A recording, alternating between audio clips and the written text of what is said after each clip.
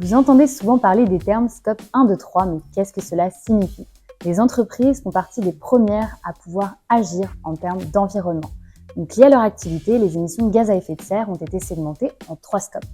Le scope 1, qui concerne toutes les émissions directes de gaz à effet de serre émises par l'entreprise, avec le chauffage dans les locaux, les émissions des véhicules détenus par l'entreprise, ce sont les émissions directes provenant des installations fixes ou mobiles situées à l'intérieur du périmètre organisationnel. Et comme exemple de sous-catégorie, vous avez notamment les sources fixes de combustion, procédés hors énergie.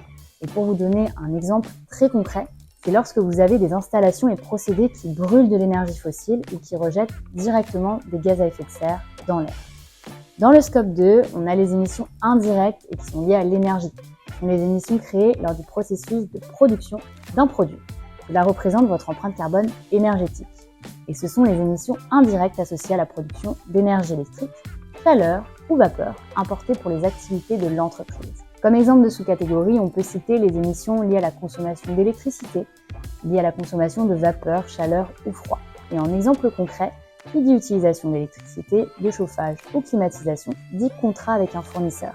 Vos résultats se trouveront alors dans ce scope. Dans le scope 3, on retrouve toutes les émissions indirectes de l'entreprise.